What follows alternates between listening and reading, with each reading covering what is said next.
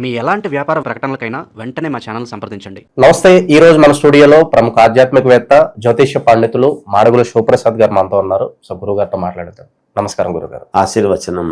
గురుగారు, సెప్టెంబర్ మాసంలో విశేషంగా వృషభ రాశి వారికి ఈ మాసం ఏ విధంగా కలిసి రాబోతుంది? చంద్రగ్రహణం తాలూకు ఇంపాక్ట్ వీళ్ళ మీద ఎలా ఉంటుంది? ఎలాంటి జాగ్రత్తలు తీసుకోవాలి వీళ్ళు? శ్రీ మహాగణాధిపతయే నమః. ఐం మహాసరస్వత్యే నమః. శ్రీ లలితాంబికాదేవియే నమః. వృషభ రాశి వారికి ఈ సెప్టెంబర్ మాసము చాలా యోగవంతముగా ఉన్నది. చాలా బాగుంటుంది. భగవంతుడి యొక్క అనుగ్రహము, గ్రహస్థితులు కూడా చాలా అనుకూలవంతముగా ఉన్నాయి. ఒక వెలుగు వెలగటానికి మంచి అవకాశముగా ఉన్నటువంటి గ్రహస్థితుల యొక్క దృష్ట్యా. అలాగే వీళ్ళకు కావాల్సినటువంటి పనులు వీళ్ళు ఏదైతే అనుకుంటారో అనుకున్న సమయానికి పనులన్నీ కూడా నెరవేర్చుకోవటం చేయటం లాంటివి ఉంటాయి.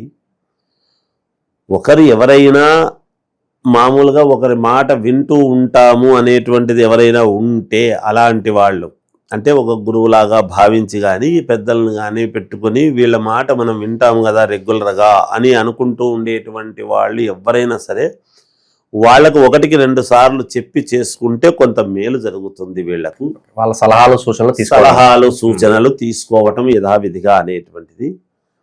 తర్వాత ఉన్నటువంటి గ్రహస్థితుల ప్రకారముగా అయితే ఈ మాసము చాలా అనుకూలవంతముగా ఉన్నది. దైవ కార్యక్రమాలలో పాల్గొంటారు. దైవానికి సంబంధించినటువంటి విషయాల్లో పాల్గొనటము కానీ, దేవాలయాలు పుణ్యక్షేత్రాలు సందర్శించేటువంటి విధానము కానీ, శుభకార్యాలకు సంబంధించినటువంటి నిర్ణయాలు తీసుకోవటము కానీ, ఇలాంటివన్నీ కూడా ముందుండి చేయటం చెందడం ఇవన్నీ జరుగుతాయి. వ్యాపారాలు చేసుకునేటువంటి వాళ్లకు అనుకూలవంతముగా ఉన్నది. వ్యాపారాలు యథావిధిగా చేసుకోవచ్చు. అన్ని రకాల యోగాలు ఉన్నాయి. బంగారు షాపులు నడుపుకునేటువంటి వాళ్లకు, వస్త్ర దుకాణాలు ఉండేటువంటి వాళ్లకు, కిరాణా షాపు వాళ్లకు బాగుంది కాక చిన్న చిన్న చిరు వ్యాపారులు ఉంటారు కదా, వాళ్లకు కూడా అనుకూలవంతముగా ఉన్నది మామూలుగా అయితే.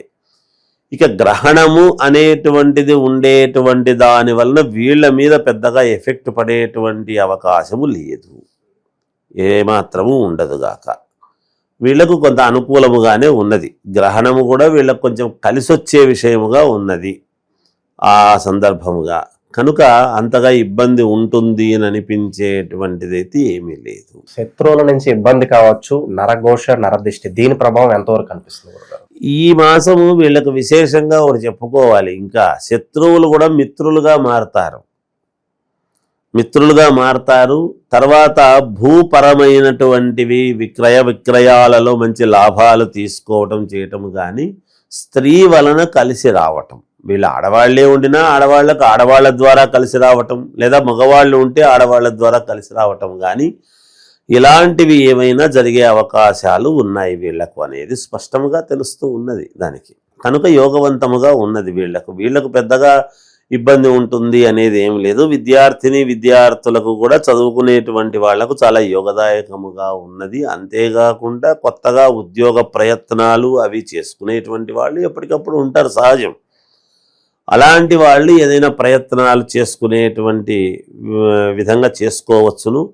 దూర ప్రయాణాలకు వెళ్ళాలి అనుకునేటువంటి వాళ్ళు కూడా వెళ్ళవచ్చునుగాక, ఎటువంటి ఇబ్బంది ఉండదు. వీళ్ళు అనూహ్యముగా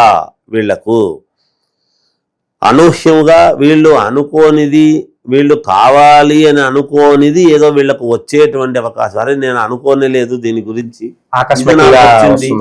ఆకస్మికముగా ఒక యోగం అనేటువంటిది ఈ మాసంలో వీళ్లకు వచ్చే ఇది ఉన్నది. అదృష్టముగా భావించాలి వీళ్ళు అనేటువంటిది తెలుస్తుంది.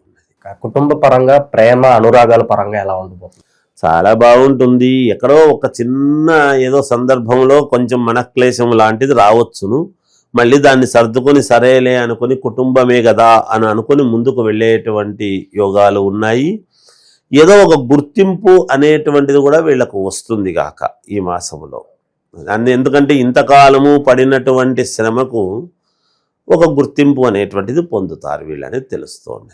సరైన సమయంలో సరైన నిర్ణయాలు తీసుకునే సామర్థ్యం ఉంటుందంటారు ప్రస్తుతం చూసుకున్నట్లయితే?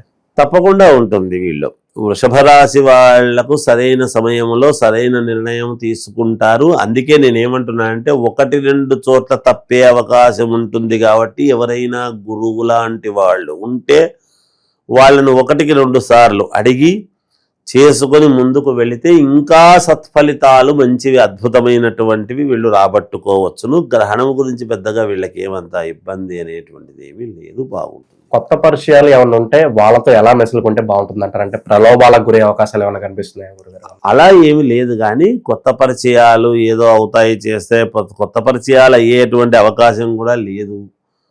పాత వాళ్ళతోనే ముందుకు వెళతారు గాక పెద్దగా ఇబ్బందులు ఉంటాయి అనేటువంటిది అయితే ఏమీ లేదు. ఒకటి చిన్నవి, అవి ఎవరి జీవితాల్లోనైనా సహజం. వాటికి పెద్దగా భయపడి ఇంక మా జీవితం ఎట్లనో అయిపోయిందేమో అనేటువంటి ఆందోళన చెందేంత పరిస్థితి అయితే ఏమీ లేదు గాక. ఇక చివరగా విశేషంగా ఎలాంటి పరిహారాలు చేసుకోవడం ద్వారా వృషభ రాశి వారి పరిస్థితి ఇంకా బాగుంటుంది అంటారు గురువు? వీళ్లకు పరిహారము అనేటువంటిది ఈ మాసంలో చేసుకోవటానికి గల పరిహారం ఏమిటి అని కనుక అనుకుంటే వాళ్ళ ఇంటి దేవుణ్ణి ఆరాధించడమే గొప్ప పరిహారం. అంతకు మించి వేరే ఏం అక్కర్లేదు. వేరే ఏదో చేసి అవి చేయండి ఇవి చేయండి దాన ధర్మాలు చేయండి అనేంతటి పరిస్థితి ఏమీ లేదు. స్పష్టంగా ఉన్నట్టు చెప్పాలి. మనం బాగున్నప్పుడు బాగుంది అని చెప్పిన తర్వాత పరిహారాలతో పనులు ఏమిటి? బాగులేకపోతే పరిహారాలు అవసరము, చేసుకోవాల్సినటువంటి విధానాలు ఉంటాయి. ఇంకా వీళ్ళకు ఒక గుర్తింపు ఉంటుంది. ఎందుకు ఈ మాట అంటున్నానంటే సినిమా రంగంలో ఉండేటువంటి వాళ్ళు కానీ కళల మామూలుగా ఈ వీణా వాయిద్యం కానీ ఫ్లూట్ కానీ మృదంగము కానీ ఇలాంటి ఫైన్ ఆర్ట్స్ ఇవన్నీ కొంచెం కళలు ఉంటాయి కదా, సాహిత్య కళలు ఇవి, వాటిల్లో ఉండేటువంటి వాళ్లకు ఒక గుర్తింపు అనేటువంటిది లభ్యమవుతుంది అనేది తెలుస్తుంది. గురుగారు, మనం ఏ పని చేసినా కూడా విజయవంతం అవ్వాలనే మనం ఏ పనైనా మొదలు పెడతాం. ఇంకా ఆ అనుకూలత రావడానికి నిత్యం చదువుకోవడానికి ఏదన్నా మంత్రం ఉంటుందా వీళ్ళకి? ఏదన్నా వీళ్లకు మంత్రం ఏదైనా చదువుకోవాలి అని అనుకుంటే ఆంజనేయ స్వామిని గనక అనుకుంటున్నారు అంటే తప్పకుండా మంత్రాలు అవసరం లేదు. ఎప్పుడూ కూడా దైవస్మరణ కంటే మించినటువంటిది మంత్రం ఇంకోటి లేదు. ఎందుకంటే మనకు ఏం చెప్తున్నది, అందరూ మంత్రాలే చదువుకోవాలి అనేది ఏం లేదు. స్మరణ మాత్రేనా అన్నాడు ఎప్పుడు కూడా. అలా స్మరణము భగవంతుణ్ణి, ఏ దేవుణ్ణి మనం ఎక్కువగా మనము ఈ మాసము ఆరాధిస్తామో అవి ఫలితాలు వస్తాయి. ఇంకా విజయము పొందాలి చెయ్యాలి అనుకున్నప్పుడు ఆంజనేయ స్వామిని ఆరాధిస్తే చాలు, బాగుంటుంది. ఓవరాల్ గా సెప్టెంబర్ మాసం వృషభ రాశి వారి పరిస్థితి ఏ విధంగా ఉండబోతుంది, ఎలాంటి జాగ్రత్తలు తీసుకోవాలి, మీ మాటల్లో చాలా బాగా వివరించారు. ధన్యవాదాలు గురుగారు. జయోస్తు.